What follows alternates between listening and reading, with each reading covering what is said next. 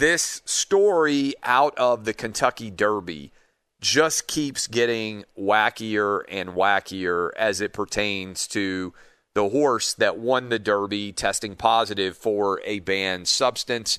The quotes that are out there just keep echoing and don't make a lot of sense. I'm reading from Rick Bozick, who covers horse racing, I believe, in Louisville. Bob Baffert says one test issue was created by a groom urinating in the stall after the groom had been taking cough medicine.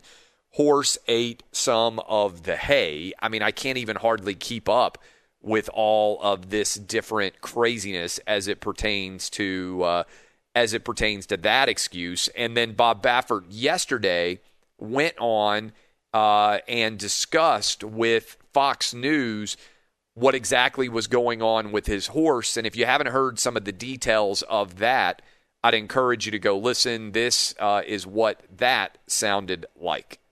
Bob, here's my understanding. They were going to have the draw today for the Preakness, and they've kicked it back until tomorrow. You have another review. Those results may not be available for several weeks. So the Preakness goes down this weekend. The Belmont is here in New York 4 weeks from now. I don't know if we have final results even before the Belmont is done, but your plan is to race in the Preakness.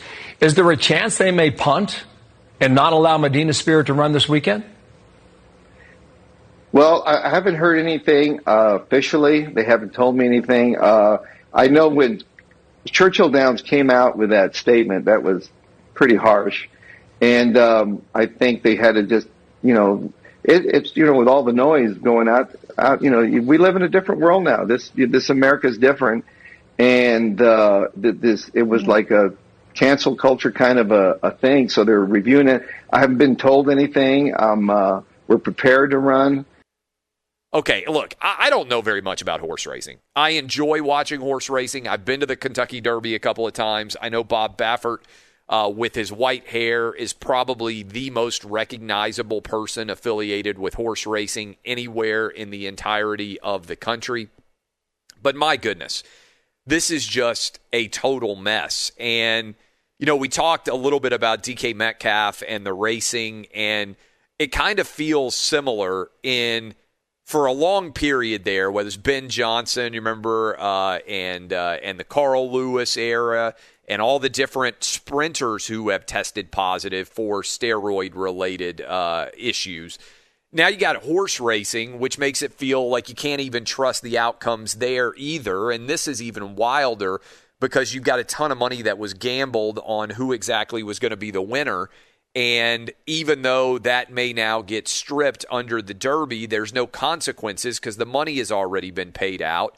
And this whole story is just a mess. Again, Medina Spirit won in the Kentucky Derby, and there now is talk that that it tested positive for an excessive amount of the steroid betamethasone, which I'm probably mispronouncing. And Churchill Downs is basically saying, Churchill Downs will not tolerate it. Given the seriousness of the alleged offense, Churchill Downs will immediately suspend Bob Baffert, the trainer of Medina Spirit, from entering any horses at Churchill Downs racetrack. And certainly Bob Baffert is denying that anything inappropriate had happened. But Bob Baffert said, and I'm reading directly from his quotes, in addition to what you heard, I got the biggest gut punch in racing for something I didn't do, he said, of the failed drug test. It's disturbing. It's an injustice to the horse. I don't know what's going on in racing right now, but there's something not right. I don't feel embarrassed. I feel like I was wronged. We're going to do our own investigation. We're going to be transparent with the Racing Commission like we've always been. He's a great horse. He doesn't deserve this. He ran a gallant race. And the only horse that's ever been disqualified for medication or treatment like this after winning the Derby occurred all the way back in 1968. But this is the fifth different horse of Bob Baffert that has failed a drug test in just over a year.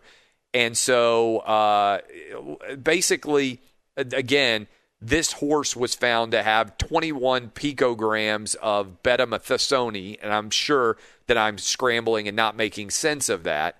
And all of this is just a big mess, and it's undoubtedly a big black eye for horse racing as it pertains to what's likely to happen going forward. Who knows? I think what it does more than anything else is call into question the legitimacy of many of the winners in horse racing. It also makes you have to hold your breath to wait and see after the horse has actually won the race whether or not it's going to stand. So all of this is a mess. We just played you some of the audio. It's not going away, and we'll see exactly how it shakes out going forward.